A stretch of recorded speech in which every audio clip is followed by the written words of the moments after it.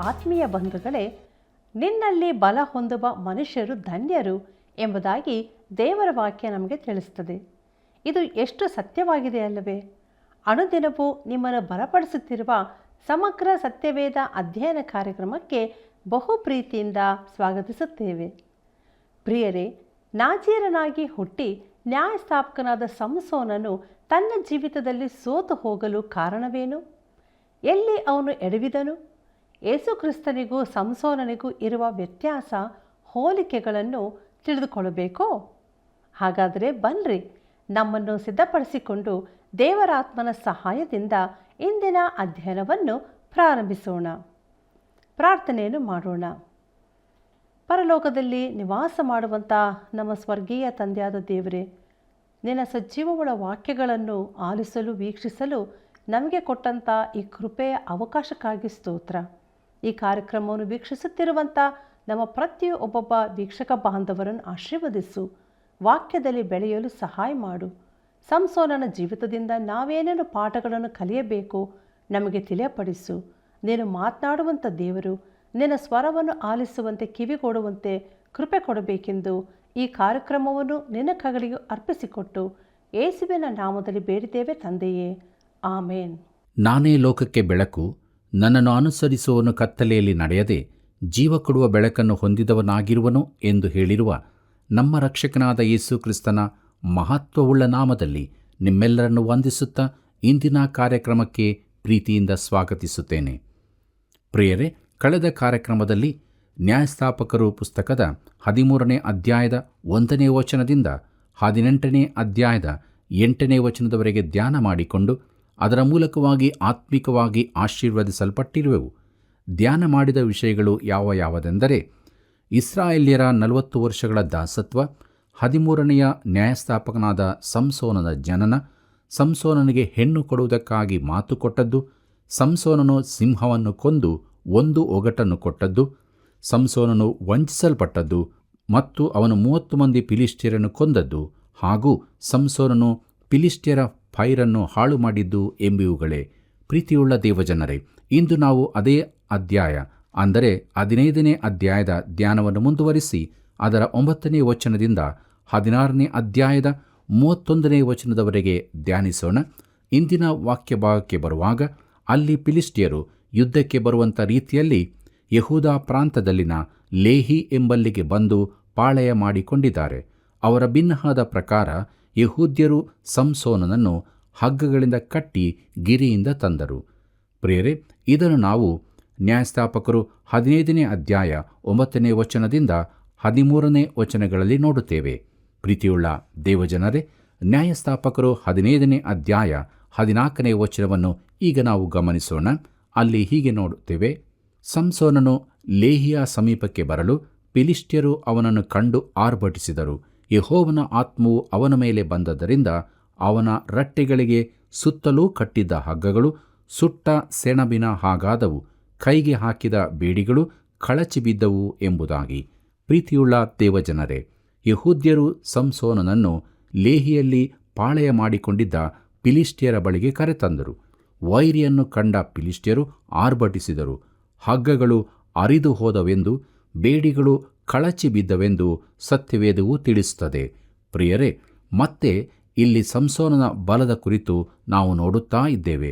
ಆದರೆ ಅದು ಅವನ ಬಲವಾಗಿರಲಿಲ್ಲ. ಪ್ರೀತಿಯುಳ್ಳ ದೇವಜನರೇ, ನ್ಯಾಯಸ್ಥಾಪಕರು 15ನೇ ಅಧ್ಯಾಯ 15ನೇ ವಚನವನ್ನು ಗಮನಿಸೋಣ. ಅಲ್ಲಿ ಹೀಗೆ ಬರೆದದೆ: ಅಲ್ಲಿ ಒಂದು ಕತ್ತೆಯ ದವಡೆ ಎಲುಬು ಬಿದ್ದಿತ್ತು, ಅದು ಇನ್ನೂ ಹಸಿಯಿತ್ತು. ಅವನು ಅದನ್ನು ತೆಗೆದುಕೊಂಡು ಅದರಿಂದ 1000 ಜನರನ್ನು ಹತಿಸಿಬಿಟ್ಟು ಎಂಬುದಾಗಿ. ಕರ್ತನಲ್ಲಿ ಪ್ರಿಯರೇ, ಸಂಸೋನನು ತನಗೆ ಅತೀ ಹತ್ತಿರದಲ್ಲಿದ್ದ ಆಯುಧವನ್ನು ತೆಗೆದುಕೊಂಡು ವೈರಿಯನ್ನು ಆಕ್ರಮಿಸಿದನು. ಆ ಆಯುಧವೇ ಒಂದು ಕತ್ತೆಯ ದವಡೆ ಎಲುಬಾಗಿತ್ತು. ಅದರಿಂದ ಅವನು 1,000 ಮಂದಿಯನ್ನು ಕೊಂದು ಹಾಕಿದನು. ಪ್ರಿಯರೇ, ಅವನ ಬಲವನ್ನು ಗಮನಿಸಿದ್ದೀರಾ? ಅವನ ಮೇಲೆ ಬರುತ್ತಿದ್ದ ಯೆಹೋವನ ಆತ್ಮವು ಅವನನ್ನು ಹಾಗೆ ಮಾಡುವಂತೆ ಮಾಡಿತು. ಅವನು ಇಸ್ರಾಯೇಲ್ಯರನ್ನು ಬಿಡಿಸುವುದಕ್ಕೆ ಪ್ರಾರಂಭಿಸುತ್ತಾ ಇದ್ದಾನೆ. ಪ್ರಿಯರೇ, ಅವನು ಒಂದು ವೇಳೆ ದೇವರ ಉದ್ದೇಶವನ್ನು ತನ್ನೆದುರಿನಲ್ಲಿ ಇಟ್ಟುಕೊಂಡಿದ್ದರೆ ಎಷ್ಟೋ ಒಳ್ಳೆಯದಿತ್ತು. ಆದರೆ ಅವನು ಹಾಗೆ ಮಾಡಲಿಲ್ಲ. ಎಂಬುದನ್ನು ಮುಂದಿನ ಅಧ್ಯಾಯದಲ್ಲಿ ನಾವು ನೋಡಲಿದ್ದೇವೆ. ಪ್ರೀತಿಯುಳ್ಳ ಸಹೋದರ ಸಹೋದರಿಯರೇ, ನ್ಯಾಯಸ್ಥಾಪಕರು 15ನೇ ಅಧ್ಯಾಯ 19ನೇ ವಚನದ ಕೊನೆಯ ಭಾಗದಲ್ಲಿ ಒಂದು ಸುಂದರವಾದ ವಿಷಯವನ್ನು ನಾವು ನೋಡುತ್ತೇವೆ. ಸಂಸೋನನು ದಾಹಗೊಂಡು ದೇವರಿಗೆ ಮೊರೆಯಿಟ್ಟಾಗ ಯೆಹೋವನು ಒರಳ ಬಂಡೆಯನ್ನು ಸೀಳಿ ನೀರು ಬರುವಂತೆ ಮಾಡಿರುವುದನ್ನು ಅಲ್ಲಿ ನಾವು ನೋಡುತ್ತೇವೆ. ಅದಕ್ಕೆ ಎನ್ ಹಕ್ಕೋರೆ ಎಂಬ ಹೆಸರಾಯಿತು. ಅದರ ಅರ್ಥ ಮೊರೆಯಿಡುವವನ ಬುಗ್ಗೆ ಎಂಬುದಾಗಿ. ಪ್ರಿಯರೇ, ಹೊಸ ಒಡಂಬಡಿಕೆಯಲ್ಲಿ ಯೋಹಾನ ಬರೆದ ಸುವಾರ್ತೆ 4ನೇ ಅಧ್ಯಾಯ 14ನೇ ವಚನದಲ್ಲಿ ನಮ್ಮ ರಕ್ಷಕನಾದ ಯೇಸು ಕ್ರಿಸ್ತನು ಹೀಗೆ ಹೇಳಿರುತ್ತಾನೆ. ಹೇಗೆಂದರೆ, ನಾನು ಕೊಡುವ ನೀರನ್ನು ಕುಡಿದವನಿಗೆ ಎಂದಿಗೂ ನೀರಡಿಕೆಯಾಗುವುದಿಲ್ಲ. ನಾನು ಅವನಿಗೆ ಕೊಡುವ ನೀರು ಅವನಲ್ಲಿ ಉಕ್ಕುವ ಒರತೆಯಾಗಿದ್ದು ನಿತ್ಯ ಜೀವವನ್ನು ಉಂಟು ಮಾಡುವುದು ಎಂಬುದೇ. ಮತ್ತೆ ಯೇಸು ಕ್ರಿಸ್ತನು ಅದೇ ಯೋಹಾನ ಬರೆದ ಸುವಾರ್ತೆ 7ನೇ ಅಧ್ಯಾಯ 37ನೇ ವಚನದಲ್ಲಿ, ಯಾವನಿಗಾದರೂ ನೀರಡಿಕೆಯಾಗಿದ್ದರೆ ಅವನು ನನ್ನ ಬಳಿಗೆ ಬಂದು ಕುಡಿಯಲಿ. ನನ್ನನ್ನು ನಂಬಿದವನ ಹೊಟ್ಟೆಯೊಳಗಿಂದ ಶಾಸ್ತ್ರದಲ್ಲಿ ಹೇಳಿರುವ ಪ್ರಕಾರ ಜೀವಕರವಾದ ನೀರಿನ ಹೊಳೆಗಳು ಹರಿಯುವವು ಎಂಬುದಾಗಿ ಹೇಳಿರುತ್ತಾನೆ. ನನ್ನ ಪ್ರಿಯರೇ, ನಾವು ಆತ್ಮಿಕವಾಗಿ ದಾಹಗೊಂಡು ಆತನಿಗೆ ಮೊರೆಯಿಟ್ಟಾಗ ಯೇಸು ಕ್ರಿಸ್ತನೇ ನಮಗೆ ಎನ್ ಹಕ್ಕೋರೆ ಅಂದರೆ ಮೊರೆ ಇಡುವವನ ಬುಗ್ಗೆಯಾಗಿ ನಮ್ಮ ದಾಹವನ್ನು ನೀಗಿಸುತ್ತಾನೆ. ದೇವರಿಗೆ ಮಹಿಮೆಯುಂಟಾಗಲಿ. ಪ್ರೀತಿಯುಳ್ಳ ದೇವಜನರೇ, ಇಲ್ಲಿಗೆ ನ್ಯಾಯಸ್ಥಾಪಕರು ಪುಸ್ತಕದ 15ನೇ ಅಧ್ಯಾಯದ ಧ್ಯಾನವು ಮುಕ್ತಾಯವಾಯಿತು. ಮುಂದಕ್ಕೆ ನಾವು ನ್ಯಾಯಸ್ಥಾಪಕರು ಪುಸ್ತಕದ 16ನೇ ಅಧ್ಯಾಯದ ಕಡೆಗೆ ನಮ್ಮ ಗಮನವನ್ನು ಹರಿಸೋಣ. ಈ ಅಧ್ಯಾಯದಲ್ಲಿ ನಾವು ಸಂಸೋನನ ನೈತಿಕ ದೌರ್ಬಲ್ಯವನ್ನು ನೋಡಲಿದ್ದೇವೆ.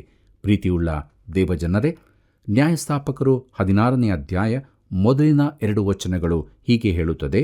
ತರುವಾಯ ಸಂಸೋನನು ಗಾಜಕ್ಕೆ ಹೋಗಿ ಅಲ್ಲಿ ಒಬ್ಬ ಸೂಳೆಯನ್ನು ಕಂಡು ಅವಳ ಬಳಿಗೆ ಹೋದನು. ಸಂಸೋನನು ಬಂದಿರುವುದು ಗಾಜಾದವರಿಗೆ ಗೊತ್ತಾಗಲು ಅವರು ಬಂದು ಅವನನ್ನು ಸುತ್ತಿಕೊಂಡರು. ಸೂರ್ಯೋದಯವಾಗುತ್ತಲೇ ಅವನನ್ನು ಕೊಂದು ಹಾಕೋಣ ಎಂದುಕೊಂಡು ರಾತ್ರಿಯೆಲ್ಲ ಊರು ಬಾಗಲಲ್ಲಿ ಹೊಂಚಿ ನೋಡುತ್ತಾ ಸುಮ್ಮನಿದ್ದರು ಎಂಬುದಾಗಿ. ನನ್ನ ಪ್ರಿಯರೇ, ಸಂಸೋನನು ಎಂಥ ವಿಲಾಸಿ ಆಟಗಾರನಾಗಿದ್ದನು ಅಂದರೆ ಯಾವಾಗಲೂ ಮನಸ್ಸುಖವನ್ನು ಬಯಸುವನಾಗಿ ಬಿಟ್ಟಿದ್ದನು. ಗಾಜಾ ಊರಿನವರು ಅವನನ್ನು ಮುಂಜಾನೆಯಲ್ಲಿ ಕೊಂದು ಹಾಕೋಣ ಎಂದುಕೊಂಡು ಅವನನ್ನು ಊರಿನಲ್ಲೇ ಕೂಡು ಹಾಕಿದರು. ಪ್ರೀತಿಯುಳ್ಳ ದೇವಜನರೇ, ನ್ಯಾಯಸ್ಥಾಪಕರು 16ನೇ ಅಧ್ಯಾಯ 3ನೇ ವಚನವನ್ನು ಗಮನಿಸುವುದಾದರೆ ಅಲ್ಲಿ ಹೀಗೆ ಬರೆದದೆ. ಸಂಸೋನನು ಮಲಗಿ ರಾತ್ರಿಯಲ್ಲೆದ್ದು ಊರ ಬಾಗಿಲಿನ ಕದಗಳನ್ನು, ಅದರ 2 ನಿಲುವು ಪಟ್ಟಿಗಳನ್ನು, ಅಗುಲಿಗಳನ್ನು ಕಿತ್ತು ಹೆಗಲ ಮೇಲೆ ಹೊತ್ತುಕೊಂಡು ಹೋಗಿ ಎಬ್ರೋನಿನ ಎದುರಿಗಿರುವ ಪರ್ವತದ ಶಿಖರದ ಮೇಲೆ ಇಟ್ಟನು ಎಂಬುದಾಗಿ. ಕರ್ತನಲ್ಲಿ ಪ್ರಿಯರೇ, ಸಂಸೋನನು ರಾತ್ರಿಯಲ್ಲಿ ಎದ್ದು ಊರ ಬಾಗಿಲುಗಳು ಮುಚ್ಚಲ್ಪಟ್ಟಿರುವುದನ್ನು ಕಂಡು ಏನು ಮಾಡಿದನು? ಸತ್ಯವೇದವು ಹೇಳುವ ಪ್ರಕಾರ ಅವನು ಊರು ಬಾಗಿಲಿನ ಕದಗಳನ್ನು, ಅದರ 2 ನಿಲುವು ಪಟ್ಟಿಗಳನ್ನು, ಅಗುಳಿಗಳನ್ನು ಕಿತ್ತು ಹೆಗಲ ಮೇಲೆ ಹೊತ್ತುಕೊಂಡು ಹೆಬ್ರೋನಿನ ಎದುರಿಗಿರುವ ಪರ್ವತದ ಮೇಲೆ ಇಟ್ಟನು. ಪ್ರಿಯರೇ, ಆ ಸ್ಥಳವು ಸುಮಾರು 40 ಮೈಲುಗಷ್ಟು ದೂರವಿತ್ತು. ದೇವರು ಅವನನ್ನು ಇಸ್ರಾಯೇಲ್ಯರ ನ್ಯಾಯಸ್ಥಾಪಕನನ್ನಾಗಿರುವುದಕ್ಕೆ ಕರೆದಿದ್ದನು. ಆದರೆ ಅವನು ದೇವರು ಕೊಟ್ಟ ವರವನ್ನು ತನ್ನ ವೈಯಕ್ತಿಕ ಲಾಭಕ್ಕಾಗಿ ಉಪಯೋಗಿಸಿದನು. ಹೀಗಿರುವಾಗಲೂ ಕೃಪಾಪೂರ್ಣನಾದ ದೇವರು ಅವನೊಂದಿಗಿದ್ದನು ಎಂಬುದನ್ನು ನಾವು ಕಂಡುಕೊಳ್ಳಬಹುದು.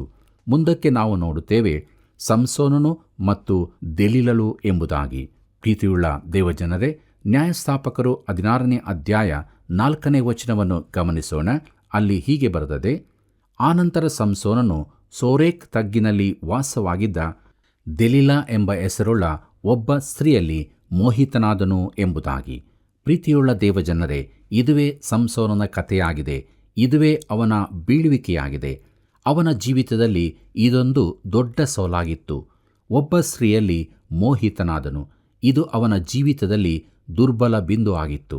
ನೋಡಿರಿ, ಯಾವ ಮನುಷ್ಯನು ಪಕ್ಕನೇ ಪಾಪದಲ್ಲಿ ಬೀಳುವುದಿಲ್ಲ, ಅವನು ಅದನ್ನು ಕ್ರಮೇಣವಾಗಿ ಮಾಡುತ್ತಾನೆ.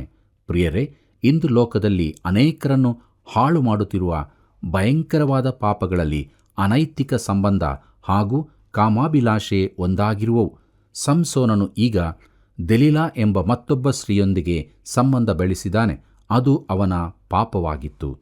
ಪ್ರೀತಿಯುಳ್ಳ ದೇವಜನರೇ, ನ್ಯಾಯಸ್ಥಾಪಕರು 16ನೇ ಅಧ್ಯಾಯ 5ರಿಂದ 7ನೇ ವಚನದವರೆಗೆ ನೋಡೋಣ. ಅಲ್ಲಿ ಹೀಗೆ ಬರೆದದೆ.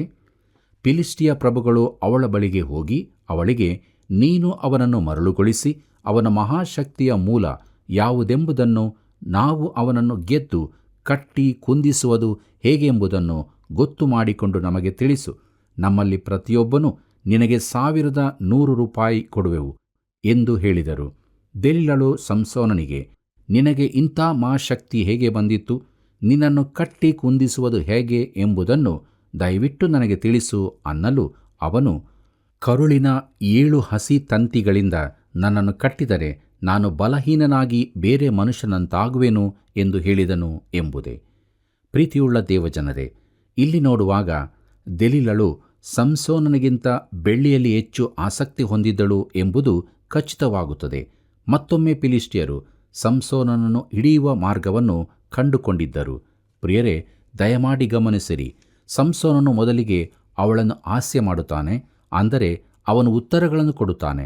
ಆದರೆ ಅವೆಲ್ಲವೂ ತಪ್ಪಾದ ಉತ್ತರಗಳಾಗಿದ್ದವು. ಅವನ ಬಲದ ಮೂಲ ಮಾತ್ರ ಗೊತ್ತಾಗಲೇ ಇಲ್ಲ. ಪ್ರೀತಿಯುಳ್ಳ ದೇವಜನರೇ, ನ್ಯಾಯಸ್ಥಾಪಕರು 16ನೇ ಅಧ್ಯಾಯ 10 ಮತ್ತು 11ನೇ ವಚನವನ್ನು ಗಮನಿಸೋಣ. ಅಲ್ಲಿ ಹೀಗೆ ನೋಡುತ್ತೇವೆ. ದೆಲೀಲಳು ತಿರುಗಿ ಸಂಸೋನನಿಗೆ, ನೀನು ನನ್ನನ್ನು ವಂಚಿಸಿದ್ದಿ, ಸುಳ್ಳಾಡಿದಿ. ನಿನ್ನನ್ನು ಯಾವುದರಿಂದ ಕಟ್ಟಬಹುದೆಂಬುದನ್ನು ದಯವಿಟ್ಟು ನನಗೆ ತಿಳಿಸು ಎಂದಳು. ಅವನು ಅವಳಿಗೆ, ಯಾವುದಕ್ಕೂ ಉಪಯೋಗಿಸದ ಹೊಸ ಹಗ್ಗಗಳಿಂದ ನನ್ನನ್ನು ಕಟ್ಟಿದರೆ ನಾನು ಬಲಹೀನನಾಗಿ ಬೇರೆ ಮನುಷ್ಯರಂತಾಗುವೆನು ಅಂದನು ಎಂಬುದೇ. ಪ್ರಿಯರೇ, ಮತ್ತೆ ಅವನು ಅವಳೊಂದಿಗೆ ಆಟವನ್ನಾಡುತ್ತಾ ಇದ್ದಾನೆ. ನಿಜ ಸಂಗತಿಯನ್ನು ಮುಚ್ಚಿಡುತ್ತಾ ಇದ್ದಾನೆ. ತನ್ನನ್ನು ಅವಳು ಹಗ್ಗಗಳಿಂದ ಕಟ್ಟುವಂತೆ ಅವನು ಒಪ್ಪಿಕೊಳ್ಳುತ್ತಾ ಇದ್ದಾನೆ. ನಂತರ ಅವಳು, ಸಂಸೋನನೇ, ಫಿಲಿಷ್ಟಿಯರು ಬಂದಿದ್ದಾರೆ ಎಂಬುದಾಗಿ ಕೂಗಿದಾಗ ಅವನು ಆ ಹಗ್ಗಗಳನ್ನು ದಾರವನ್ನೋ ಎಂಬಂತೆ ಹರಿದು ಬಿಟ್ಟನು. ಈಗ ದೆಲೀಲಳು ತನ್ನ ಪ್ರಿಯಕರನೊಂದಿಗೆ ನಿಜವಾಗಿಯೂ ಬಹು ಕೋಪಗೊಂಡಿದ್ದಾಳೆ.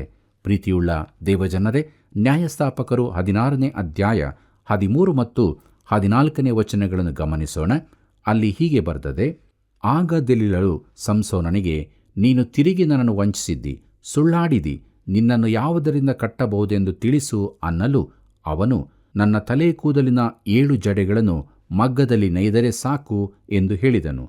ಅವಳು ಅವನ ತಲೆ ಕೂದಲಿನ 7 ಜಡೆಗಳನ್ನು ಗೂಟಕ್ಕೆ ಭದ್ರಮಾಡಿ, ಸಂಸೋನನೇ, ಫಿಲಿಷ್ಟಿಯರು ಬಂದಿದ್ದಾರೆ ಎಂದು ಕೂಗಿದಳು. ಅವನು ನಿದ್ರೆಯಿಂದ ಎಚ್ಚೆತ್ತು ಮಗ್ಗವನ್ನು, ಮಗ್ಗದ ಗೂಟವನ್ನು ಕಿತ್ತುಕೊಂಡು ಹೋದನು ಎಂಬುದಾಗಿ. ಪ್ರೀತಿಯುಳ್ಳ ದೇವಜನರೇ, ಈಗ ಸಂಸೋನನು ಮತ್ತೆ ಸುಳ್ಳನ್ನೇ ಹೇಳಿದ್ದಾಗ್ಯೂ ಅವನು ತನ್ನ ಕೂದಲಿನ ವಿಷಯವಾಗಿ ಹೇಳುವಾಗ ಸತ್ಯಕ್ಕೆ ಹತ್ತಿರ ಬರುತ್ತಿದ್ದಾನೆ. ಅವನು ಬಲಹೀನಗೊಳ್ಳಲು ಆರಂಭಿಸುತ್ತಾ ಇದ್ದಾನೆ. ಪ್ರಿಯರೇ, ಇದು ಆ ಮನುಷ್ಯನ ಅಂತ್ಯದ ಆರಂಭವಾಗಿತ್ತು. ಈಗಲೂ ಫಿಲಿಷ್ಟಿಯರು ಬಂದಿರುವರು ಎಂಬುದನ್ನು ಕೇಳಿದಾಗ ಅವನು ಎಲ್ಲವನ್ನು ಕಿತ್ತುಕೊಂಡು ಹೋದನು. ಪ್ರೀತಿಯುಳ್ಳ ಸಹೋದರ ಸಹೋದರಿಯರೇ, ನ್ಯಾಯಸ್ಥಾಪಕರು 16ನೇ ಅಧ್ಯಾಯ 15ರಿಂದ 17ನೇ ವಚನದವರೆಗೆ ಗಮನಿಸೋಣ. ಅಲ್ಲಿ ನಾವು ಹೀಗೆ ನೋಡುತ್ತೇವೆ. ಆಕೆಯು ತಿರುಗಿ ಅವನಿಗೆ, ನಿನ್ನನ್ನು ಪ್ರೀತಿಸುತ್ತೇನೆಂದು ನೀನು ನನಗೆ ಹೇಗೆ ಹೇಳಬಹುದು? ನಿನ್ನ ಮನಸ್ಸು ನನ್ನ ಮೇಲೆ ಇಲ್ಲವಲ್ಲ. 3 ಸಾರಿ ನನ್ನನ್ನು ವಂಚಿಸಿದ್ದಿ. ನಿನಗೆ ಇಂಥ ಮಹಾಶಕ್ತಿ ಯಾವುದರಿಂದ ಬಂದಿತೆಂಬುದನ್ನು ನನಗೆ ತಿಳಿಸಲಿಲ್ಲ ಅಂದಳು. ಇದಲ್ಲದೆ ಅವಳು ಅವನನ್ನು ದಿನದಿನವೂ ಮಾತಿನಿಂದ ಪೀಡಿಸಿದ್ದರಿಂದ ಅವನಿಗೆ ಸಾಯುವುದು ಒಳ್ಳೆಯದೆನ್ನುವಷ್ಟು ಬೇಸರವಾಯಿತು. ಮತ್ತು ಅವನು, ಕ್ಷೌರ ಕತ್ತಿಯು ನನ್ನ ತಲೆಯ ಮೇಲೆ ಬಂದದ್ದಿಲ್ಲ. ನಾನು ಮಾತೃಗರ್ಭ ಬಿಟ್ಟಂದಿನಿಂದಲೇ ದೇವರಿಗೆ ಪ್ರತಿಷ್ಠಿತನಾದವನು. ನನ್ನ ತಲೆಯನ್ನು ಕ್ಷೌರ ಮಾಡುವುದಾದರೆ ನನ್ನ ಶಕ್ತಿಯು ಹೋಗುವುದು ಮತ್ತು ನಾನು ಬಲಹೀನನಾಗಿ ಬೇರೆ ಮನುಷ್ಯನಂತಾಗುವೆನು ಎಂದು ತನ್ನ ಗುಟ್ಟನ್ನೆಲ್ಲ ಆಕೆಯ ಮುಂದೆ ಬಿಚ್ಚಿ ಹೇಳಿದನು ಎಂಬುದಾಗಿ. ಪ್ರೀತಿಯುಳ್ಳ ದೇವಜನರೇ, ದೆಲೀಲಳು ಪ್ರೀತಿಯನ್ನಿಟ್ಟುಕೊಂಡು ಸಂಸೋನನನ್ನು ವಂಚಿಸಲು ಮುಂದಾದಳು. ಈ ಬಾರಿ ಸತ್ಯವೇದವು ಹೇಳುವ ಪ್ರಕಾರ ಅವನು ಸಾಯುವುದು ಒಳ್ಳೆಯದು ಎನ್ನುವಷ್ಟರ ಮಟ್ಟಿಗೆ ಬೇಸರಗೊಂಡನು. ತಾನೊಬ್ಬ ನಾಜೀರನೆಂದು ಅವಳ ಮುಂದೆ ಒಪ್ಪಿಕೊಂಡನು. ಯೆಹೋವನ ಆತ್ಮವು ಅವನ ಮೇಲೆ ಬಂದಾಗ ತಾನು ಬಲಗೊಳ್ಳುತ್ತಿದ್ದುದನ್ನು ಗ್ರಹಿಸದೆ ತನ್ನ ಕೂದಲುಗಳಲ್ಲಿಯೇ ತನ್ನ ಬಲ ಇರುವುದಾಗಿ ಹೇಳಿದನು. ಅತಿ ಹುಚ್ಚುತನದ ಕೆಲಸವನ್ನು ಮಾಡಿದನು. ಪ್ರೀತಿಯುಳ್ಳ ದೇವಜನರೇ, ನ್ಯಾಯಸ್ಥಾಪಕರು 16ನೇ ಅಧ್ಯಾಯ 18ರಿಂದ 20ನೇ ವಚನವನ್ನು ಗಮನಿಸುವಾಗ ಅಲ್ಲಿ ಹೀಗೆ ಬರೆದದೆ. ಅವನು ಇದ್ದದ್ದನ್ನು ಇದ್ದ ಹಾಗೆಯೇ ಹೇಳಿದನೆಂದು ದೆಲೀಲಳು ತಿಳಿದು ಫಿಲಿಷ್ಟಿಯರ ಪ್ರಭುಗಳ ಬಳಿಗೆ ದೂತರನ್ನು ಕಳುಹಿಸಿ ಅವರಿಗೆ, ಇನ್ನೊಂದು ಸಾರಿ ಬನ್ನಿರಿ, ಅವನು ನನಗೆ ತನ್ನ ಹೃದಯವನ್ನೆಲ್ಲ ತಿಳಿಸಿದ್ದಾನೆ ಎಂದು ಹೇಳಿಸಿ ಕರೆಯಿಸಿದಳು. ಅವರು ಹಣವನ್ನು ತೆಗೆದುಕೊಂಡು ಆಕೆಯ ಬಳಿಗೆ ಬಂದರು. ಆಕೆಯು ಸಂಸೋನನನ್ನು ತನ್ನ ತೊಡೆಯ ಮೇಲೆ ಮಲಗಿಸಿಕೊಂಡು ಅವನಿಗೆ ನಿದ್ರೆ ಹತ್ತಿದಾಗ ಒಬ್ಬ ಮನುಷ್ಯನಿಂದ ಅವನ ತಲೆಯ 7 ಜಡೆಗಳನ್ನು ಬೋಳಿಸಿ ಅವನನ್ನು ದುರ್ಬಲಪಡಿಸಿದಳು. ಅವನ ಶಕ್ತಿಯು ಹೋಯಿತು. ಆಗ ಅವಳು, ಸಂಸೋನನೇ, ಫಿಲಿಷ್ಟಿಯರು ಬಂದಿದ್ದಾರೆಂದು ಕೂಗಲು ಅವನು ಎಚ್ಚೆತ್ತು ಮುಂಚಿನಂತೆ ಈಗಲೂ ಕೊಸರಿಕೊಂಡು ಹೋಗುವೆನೋ ಅಂದುಕೊಂಡನು. ಆದರೆ ಯೆಹೋವನು ತನ್ನನ್ನು ಬಿಟ್ಟು ಹೋಗಿದ್ದಾನೆಂಬುದು ಅವನಿಗೆ ತಿಳಿಯಲಿಲ್ಲ ಎಂಬುದಾಗಿ. ಪ್ರೀತಿಯುಳ್ಳ ಸಹೋದರ ಸಹೋದರಿಯರೇ, ಸಂಸೋನನ ಜೀವಿತದ ಅತಿ ದುರಂತದ ಸಮಯ ಇದಾಗಿತ್ತು. ಅವನ ಕೂದಲು ಈಗ ಬೋಳಿಸಲ್ಪಟ್ಟಿವೆ, ಶಕ್ತಿಯು ಅವನಿಂದ ಹೋಗಿಬಿಟ್ಟಿದೆ. ಹಾಗಿರುವಾಗ ಅವನ ಕೂದಲಿನಲ್ಲಿ ಅವನ ಬಲವಿತ್ತೇ ಎಂಬ ಪ್ರಶ್ನೆ ನಮಗೆ ಬರುತ್ತದೆ. ಇಲ್ಲ ಪ್ರಿಯರೇ, ಅವನ ಉದ್ದವಿರುವ ಕೂದಲು ಅವನ ವಿಧೇಯತೆಯ ಗುರುತಾಗಿತ್ತು ಎಂಬುದನ್ನು ಸಂಸೋನನ ಚರಿತ್ರೆಯ ಪ್ರಾರಂಭದಲ್ಲಿ ನಾವು ನೋಡಿಕೊಂಡಿದ್ದೇವೆ. ಯೆಹೋವನೇ ಅವನ ಬಲವಾಗಿದ್ದನು. ಯೆಹೋವನ ಆತ್ಮವು ಅವನ ಮೇಲೆ ಬಂದಾಗ ಅವನು ಬಲವನ್ನು ಹೊಂದುತ್ತಿದ್ದನು. ಪ್ರಿಯರೇ, 20ನೇ ವಚನದ ಕೊನೆಯಲ್ಲಿ ನಾವು ನೋಡುವಂತೆ ಯೆಹೋವನು ಅವನನ್ನು ಬಿಟ್ಟು ಹೋಗಿದ್ದನು. ಪ್ರೀತಿಯುಳ್ಳ ದೇವಜನರೇ, ಇಂದು ನಾವು ಮಾಡುವ ವೃತಾಚರಣೆ ಅಥವಾ ಧರ್ಮಾಚರಣೆಗಳಲ್ಲಿ ನಮ್ಮ ಬಲವಿರುವುದಿಲ್ಲ. ಒಬ್ಬ ವಿಶ್ವಾಸಿಯ ಬಲವು ಯಾವಾಗಲೂ ದೇವರ ಆತ್ಮನಲ್ಲಿರುತ್ತದೆ. ಕರ್ತನಲ್ಲಿ ಪ್ರೀತಿಯುಳ್ಳ ದೇವಜನರೇ, ಇಸ್ರಾಯೇಲ್ಯರಿಗೆ ನ್ಯಾಯಸ್ಥಾಪಕನಾಗಿ ಅವರನ್ನು ಫಿಲಿಷ್ಟಿಯರ ದಾಸತ್ವದಿಂದ ಬಿಡಿಸಲು ಕರೆಯಲ್ಪಟ್ಟವನಾದ ಸಂಸೋನನು ಲೌಕಿಕನಾಗಿದ್ದನು ಅಥವಾ ಶರೀರ ಭಾವಕ್ಕೆ ಒಪ್ಪಿಸಿಕೊಟ್ಟವನಾಗಿದ್ದನು. ಅವನ ಜೀವಿತದ ಮೇಲೆ ಇಕಾಬೋದ್ ಅಂದರೆ ದೇವರ ಮಹಿಮೆ ಬಿಟ್ಟು ಹೋಗಿದೆ ಎಂಬುದು ಬರೆಯಲ್ಪಟ್ಟಿತು. ಅವನು ಸೈನ್ಯವನ್ನು ಕಟ್ಟಲಿಲ್ಲ, ಯಾವ ಯುದ್ಧವನ್ನೂ ಗೆಲ್ಲಲಿಲ್ಲ, ತನ್ನ ಸುತ್ತ ಇಸ್ರಾಯೇಲ್ಯರನ್ನು ಕೂಡಿಸಲಿಲ್ಲ. ಆದರೆ ದೇವರಿಂದ ಆರಿಸಲ್ಪಟ್ಟ ಈ ಮನುಷ್ಯನನ್ನು ಕಾಮಾತುರವು ಹಾಳು ಮಾಡಿತು. ಪ್ರೀತಿಯುಳ್ಳ ದೇವಜನರೇ, ನ್ಯಾಯಸ್ಥಾಪಕರು 16ನೇ ಅಧ್ಯಾಯ 21 ಮತ್ತು 22ನೇ ವಚನವನ್ನು ಗಮನಿಸೋಣ. ಅಲ್ಲಿ ಹೀಗೆ ಬರೆದದೆ, ಫಿಲಿಷ್ಟಿಯರು ಅವನನ್ನು ಹಿಡಿದು ಕಣ್ಣುಗಳನ್ನು ಕಿತ್ತು ಗಾಜಕ್ಕೆ ಒಯ್ದು ಕಬ್ಬಿಣದ ಬೇಡಿಗಳನ್ನು ಹಾಕಿ ಸೆರೆಮನೆಯಲ್ಲಿ ಬೀಸುವುದಕ್ಕೆ ಹಚ್ಚಿದರು. ಅಷ್ಟರಲ್ಲಿ ಅವನ ತಲೆ ಕೂದಲುಗಳು ಬೆಳೆಯ ಹತ್ತಿದವು ಎಂಬುದಾಗಿ. ಪ್ರೀತಿಯುಳ್ಳ ದೇವಜನರೇ, ಮುಂದಕ್ಕೆ ನಾವು ನೋಡುತ್ತೇವೆ ಸಂಸೋನನ ಮರಣ ಎಂಬುದಾಗಿ. ನ್ಯಾಯಸ್ಥಾಪಕರು 16ನೇ ಅಧ್ಯಾಯ 23ನೇ ವಚನ ಹೀಗೆ ಹೇಳುತ್ತದೆ, ಶತ್ರುವಾದ ಸಂಸೋನನನ್ನು ತಮ್ಮ ಕೈಗೆ ಒಪ್ಪಿಸಿದ ತಮ್ಮ ದೇವರಾದ ದಾಗೋನನಿಗೆ ಮಹಾಯಜ್ಞವನ್ನು ಸಮರ್ಪಿಸಿ ಸಂತೋಷಪಡಬೇಕೆಂದು ಫಿಲಿಷ್ಟಿಯ ಪ್ರಭುಗಳು ಕೂಡಿ ಬಂದರು ಎಂಬುದಾಗಿ. ಕರ್ತನಲ್ಲಿ ಪ್ರಿಯರೇ, ಈಗ ಈ ಮನುಷ್ಯನ ದುರಂತದ ಅಂತ್ಯಕ್ಕೆ ನಾವು ಬರುತ್ತಾ ಇದ್ದೇವೆ. ಫಿಲಿಷ್ಟಿಯರು ಸಂಸೋನನನ್ನು ಸೆರೆಯಾಳಾಗಿ ಹಿಡಿದು ಅವನ ಕಣ್ಣುಗಳನ್ನು ಕಿತ್ತು ಅವನನ್ನು ಕಬ್ಬಿಣದ ಬೇಡಿಗಳಿಂದ ಬಂಧಿಸಿ ಸೆರೆಮನೆಯಲ್ಲಿ ಬೀಸುವುದಕ್ಕೆ ಹಚ್ಚಿದರು. ಅವನು ಸೆರೆಮನೆಯಲ್ಲಿದ್ದಾಗ ಅವನ ಕೂದಲುಗಳು ಬೆಳೆಯಲಾರಂಭಿಸಿದವು ಎಂಬುದಾಗಿ ನಾವು ನೋಡುತ್ತೇವೆ. ಅದೊಂದು ನಿರೀಕ್ಷೆಯಾಗಿದೆ. ಈಗ ಅವನು ಪಶ್ಚಾತ್ತಾಪ ಪಡುವ ಮನುಷ್ಯನಾಗಿದ್ದಾನೆ. ಆದರೆ ಹೇಗೋ ಫಿಲಿಷ್ಟಿಯರು ಸಂಸೋನನ ಮೇಲಿನ ಅವರ ಜಯಕ್ಕಾಗಿ ತಮ್ಮ ದೇವರಾದ ದಾಗೋನನಿಗೆ ಯಜ್ಞವನ್ನು ಅರ್ಪಿಸಿದರು ಮತ್ತು ಆಚರಣೆಯನ್ನು ಇಟ್ಟುಕೊಂಡರು. ಪ್ರೀತಿಯುಳ್ಳ ದೇವಜನರೇ, ನ್ಯಾಯಸ್ಥಾಪಕರು 16ನೇ ಅಧ್ಯಾಯ 25ನೇ ವಚನದಿಂದ 27ನೇ ವಚನದವರೆಗೆ ಗಮನಿಸೋಣ. ಅಲ್ಲಿ ನಾವು ಹೀಗೆ ನೋಡುತ್ತೇವೆ, ಅವರು ಆನಂದ ಲಹರಿಯಲ್ಲಿದ್ದಾಗ ನಮ್ಮ ವಿನೋದಕ್ಕೋಸ್ಕರ ಸಂಸೋನನನ್ನು ಕರೆದುಕೊಂಡು ಬನ್ನಿರಿ ಅಂದರು. ಅದರಂತೆಯೇ ಸಂಸೋನನನ್ನು ಸೆರೆಮನೆಯಿಂದ ಕರೆಕೊಂಡು ಬಂದರು. ಅವನು 2 ಸ್ತಂಭಗಳ ನಡುವೆ ನಿಂತು ವಿನೋದ ಮಾಡಬೇಕಾಯಿತು. ಆಗ ಸಂಸೋನನು ತನ್ನನ್ನು ಕೈ ಹಿಡಿದು ನಡೆಸೋ ಹುಡುಗನಿಗೆ, ನನ್ನ ಕೈಗಳನ್ನು ಬಿಡು, ನಾನು ಕೈಯಾಡಿಸಿ ಮನೆಗೆ ಆಧಾರವಾಗಿರುವ ಸ್ತಂಭಗಳನ್ನು ಹುಡುಕಿ ಅವುಗಳಿಗೆ ಸ್ವಲ್ಪ ಒರಗಿಕೊಳ್ಳುತ್ತೇನೆ ಅಂದನು. ಆ ಮನೆಯು ಸ್ತ್ರೀ ಪುರುಷರಿಂದ ಕಿಕ್ಕಿರಿಯುತ್ತಿತ್ತು. ಫಿಲಿಷ್ಟಿಯರ ಅಧಿಪತಿಗಳೆಲ್ಲರೂ ಅಲ್ಲಿದ್ದರು. ಸಂಸೋನನ ವಿನೋದವನ್ನು ನೋಡುವುದಕ್ಕಾಗಿ ಬಂದವರಲ್ಲಿ ಸುಮಾರು 3,000 ಮಂದಿ ಸ್ತ್ರೀ ಪುರುಷರು ಮಾಳಿಗೆಯ ಮೇಲಿದ್ದರು ಎಂಬುದಾಗಿ. ಪ್ರೀತಿಯುಳ್ಳ ಸಹೋದರ ಸಹೋದರಿಯರೇ, ತಮ್ಮ ಜಯದ ಆಚರಣೆಯು ಪರಿಪೂರ್ಣಪಡಿಸಲು ಫಿಲಿಷ್ಟಿಯರು ಸಂಸೋನನನ್ನು ಸೆರೆಮನೆಯಿಂದ ಆ ವಿನೋದದ ಮನೆಗೆ ಕರೆದುಕೊಂಡು ಬಂದರು. ಅವನ ಕುರಿತು ಹಾಸ್ಯ ಮಾಡಿದರು. ಪ್ರೀತಿಯುಳ್ಳ ದೇವಜನರೇ, ನಮ್ಮ ಕಾರ್ಯಕ್ರಮದ ಅಂತ್ಯಭಾಗಕ್ಕೆ ನಾವು ಬಂದಿರುವಾಗ ಕೊನೆಯದಾಗಿ ನ್ಯಾಯಸ್ಥಾಪಕರು 16ನೇ ಅಧ್ಯಾಯ 28ನೇ ವಚನದಿಂದ 31ನೇ ವಚನದವರೆಗೆ ಗಮನಿಸೋಣ. ಅಲ್ಲಿ ನಾವು ಹೀಗೆ ನೋಡುತ್ತೇವೆ, ಆಗ ಸಂಸೋನನು ಯೆಹೋವನಿಗೆ, ಕರ್ತನೇ, ಯೆಹೋವನೇ, ಫಿಲಿಷ್ಟಿಯರು ಕಿತ್ತು ಹಾಕಿದ ನನ್ನ 2 ಕಣ್ಣುಗಳಲ್ಲಿ ಒಂದಕ್ಕೋಸ್ಕರವಾದರೂ ನಾನು ಅವರಿಗೆ ಮುಯ್ತೀರಿಸುವ ಹಾಗೆ ನನ್ನನ್ನು ಈ ಸಾರಿ ಬಲಪಡಿಸು ಎಂದು ಮೊರೆಯಿಟ್ಟು ಮನೆಯ ಆಧಾರ ಸ್ತಂಭಗಳಲ್ಲಿ ಒಂದನ್ನು ಬಲಗೈಯಿಂದಲೂ ಇನ್ನೊಂದನ್ನು ಎಡಗೈಯಿಂದಲೂ ಹಿಡಿದು ಅವುಗಳನ್ನು ಒತ್ತಿ, ನಾನು ಫಿಲಿಷ್ಟಿಯರ ಸಂಗಡ ಸಾಯುವೆನು ಎಂದು ಹೇಳಿ ಬಲವಾಗಿ ಬಾಗಿಕೊಳ್ಳಲು ಮನೆಯು ಅಧಿಪತಿಗಳ ಮೇಲೆಯೂ ಅಲ್ಲಿ ಬಂದಿದ್ದ ಎಲ್ಲಾ ಜನರ ಮೇಲೆಯೂ ಬಿದ್ದಿತು. ಅವನು ಜೀವದಿಂದಿದ್ದಾಗ ಕೊಂದು ಹಾಕಿದವರಿಗಿಂತ ಸಾಯುವಾಗ ಕೊಂದವರ ಸಂಖ್ಯೆಯೇ ಹೆಚ್ಚಿತ್ತು. ಅವನ ಬಂಧುಗಳು, ತಂದೆಯ ಮನೆಯವರೆಲ್ಲರೂ ಬಂದು ಅವನ ಶವವನ್ನು ಎತ್ತಿ ತೆಗೆದುಕೊಂಡು ಹೋಗಿ ಚೊರ್ಗಕ್ಕೂ ಎಷ್ಟಾವೋಲಿಗೂ ಮಧ್ಯದಲ್ಲಿದ್ದ ಅವನ ತಂದೆಯಾದ ಮಾನೋಹನ ಸಮಾಧಿಯಲ್ಲಿ ಹೂಣಿಟ್ಟರು. ಅವನು ಇಸ್ರಾಯೇಲ್ಯರನ್ನು 20 ವರ್ಷ ಪಾಲಿಸಿದನು ಎಂಬುದಾಗಿ. ಪ್ರೀತಿಯುಳ್ಳ ದೇವಜನರೇ, ಸಂಸೋನನು ವಿಫಲನಾದನು. ಅವನು ಇಸ್ರಾಯೇಲ್ಯರನ್ನು ಬಿಡಿಸಲು ಪ್ರಾರಂಭಿಸಿದನು, ಆದರೆ ಸೋತು ಹೋದನು. ದೇವರ ಆತ್ಮನು ಅವನನ್ನು ಬಿಟ್ಟು ಹೋಗುವಷ್ಟರ ಮಟ್ಟಿಗೆ ಅವನು ಪಾಪದೊಂದಿಗೆ ಆಟವಾಡಲು ಇಷ್ಟಪಟ್ಟನು. ಅವನ ಕಥೆಯನ್ನು 3 ಪ್ರಾಮುಖ್ಯವಾದ ವಚನಗಳು ತೋರಿಸಿಕೊಡುತ್ತವೆ. ಅವು ಯಾವುದೆಂದರೆ, 1ನೇದಾಗಿ ಸಂಸೋನನ ಯಶಸ್ವಿನ ರಹಸ್ಯ. ನ್ಯಾಯಸ್ಥಾಪಕರು 13ನೇ ಅಧ್ಯಾಯ 5ನೇ ವಚನ ಹೀಗೆ ಹೇಳುತ್ತದೆ, ನೀನು ಗರ್ಭಾವತಿಯಾಗಿ ಇರುವ ಮಗನ ತಲೆಯ ಮೇಲೆ ಕ್ಷೌರದ ಕತ್ತಿಯನ್ನು ಉಪಯೋಗಿಸಲೇಬಾರದು. ಅವನು ಹುಟ್ಟಿದಂದಿನಿಂದ ದೇವರಿಗೆ ಪ್ರತಿಷ್ಠಿತನಾಗಿರುವನು. ಇಸ್ರಾಯೇಲ್ಯರನ್ನು ಫಿಲಿಷ್ಟಿಯರ ಕೈಯಿಂದ ಬಿಡಿಸುವುದಕ್ಕೆ ಪ್ರಾರಂಭಿಸುವನು ಅಂದನು ಎಂಬುದಾಗಿ. 2ನೇದಾಗಿ ಸಂಸೋನನ ಬಲದ ರಹಸ್ಯ. ನ್ಯಾಯಸ್ಥಾಪಕರು 13ನೇ ಅಧ್ಯಾಯ 25ನೇ ವಚನ ಹೀಗೆ ಹೇಳುತ್ತದೆ, ಇದಲ್ಲದೆ ಅವನು ಚೊರ್ಗಕ್ಕೂ ಎಷ್ಟಾವೋಲಿಗೂ ಮಧ್ಯದಲ್ಲಿರುವ ದಾನ್ ಕುಲದ ಪಾಳೆಯದಲ್ಲಿದ್ದಾಗ ಯೆಹೋವನ ಆತ್ಮವು ಅವನನ್ನು ಪ್ರೇರೇಪಿಸ ಹತ್ತಿತು ಎಂಬುದಾಗಿ. 3ನೇದಾಗಿ ಸಂಸೋನನ ಸೋಲಿನ ರಹಸ್ಯ. ನ್ಯಾಯಸ್ಥಾಪಕರು 16ನೇ ಅಧ್ಯಾಯ 20ನೇ ವಚನ ಹೀಗೆ ಹೇಳುತ್ತದೆ, ಆಗ ಅವಳು, ಸಂಸೋನನೇ, ಫಿಲಿಷ್ಟಿಯರು ಬಂದಿದ್ದಾರೆಂದು ಕೂಗಲು ಅವನು ಎಚ್ಚೆತ್ತು ಮುಂಚಿನಂತೆ ಈಗಲೂ ಕೊಸರಿಕೊಂಡು ಹೋಗುವೆನೋ ಅಂದುಕೊಂಡನು. ಆದರೆ ಯೆಹೋವನು ತನ್ನನ್ನು ಬಿಟ್ಟು ಹೋಗಿದ್ದಾನೆಂಬುದು ಅವನಿಗೆ ತಿಳಿಯಲಿಲ್ಲ. ಕರ್ತನಲ್ಲಿ ಪ್ರಿಯರೇ, ಈಗ ನಮ್ಮ ರಕ್ಷಕನಾದ ಯೇಸು ಕ್ರಿಸ್ತನ ಜೀವಿತಕ್ಕೂ ಮತ್ತು ಸಂಸೋನನ ಜೀವಿತಕ್ಕೂ ಇರುವ ಸಮಾನಾಂತರವನ್ನು ನೋಡಿಕೊಳ್ಳೋಣ. ಮೊದಲನೇದಾಗಿ ಹೋಲಿಕೆಗಳನ್ನು ನೋಡೋಣ.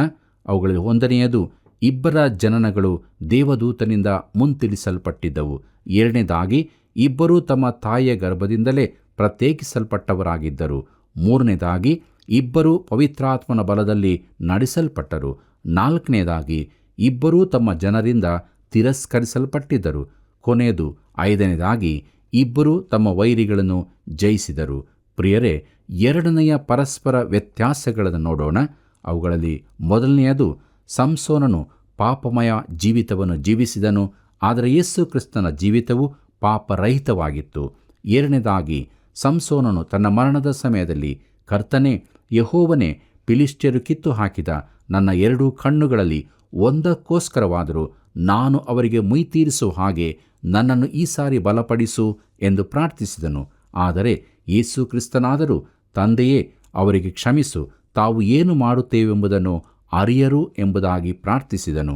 3ನೇದಾಗಿ, ಮರಣದಲ್ಲಿ ಸಂಸೋನನ ಕೈಗಳು ಕೋಪದಿಂದ ಚಾಚಲ್ಪಟ್ಟಿದ್ದವು, ಆದರೆ ಯೇಸು ಕ್ರಿಸ್ತನ ಮರಣದಲ್ಲಿ ಆತನ ಕೈಗಳು ಪ್ರೀತಿಯಿಂದ ಚಾಚಲ್ಪಟ್ಟಿದ್ದವು. 4ನೇದಾಗಿ, ವ್ಯತ್ಯಾಸಗಳು ನೋಡುವಾಗ ಸಂಸೋನನು ಸತ್ತನು, ಆದರೆ ಯೇಸು ಕ್ರಿಸ್ತನು ಸದಾ ಜೀವಿಸುವಾತನು. ಹಲ್ಲೆಲೂಯ. ಪ್ರೀತಿಯುಳ್ಳ ದೇವಜನರೇ, ದೇವರ ವಾಕ್ಯವು ನಾವು ಆಲಿಸಿದ್ದೇವೆ.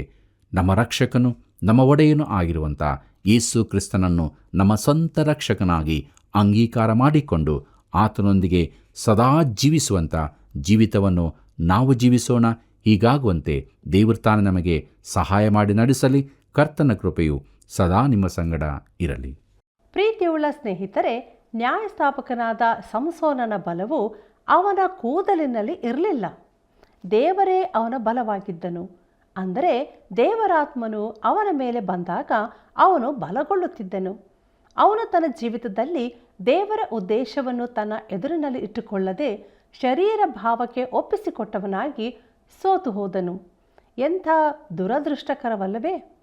ಹಾಗೂ ಯೇಸುಕ್ರಿಸ್ತನಿಗೆ ಹಾಗೂ ಸಂಸೋನನಿಗೆ ಇರುವ ಹೋಲಿಕೆ ಮತ್ತು ವ್ಯತ್ಯಾಸಗಳನ್ನು ತಿಳಿದುಕೊಂಡ ನಾವು ಯೇಸುಕ್ರಿಸ್ತನನ್ನು ಮಾದರಿಯಾಗಿ ಇಟ್ಟುಕೊಂಡು ಜಯಭರಿತ ಜೀವಿತವನ್ನು ಹೊಂದಿಕೊಳ್ಳೋಣ.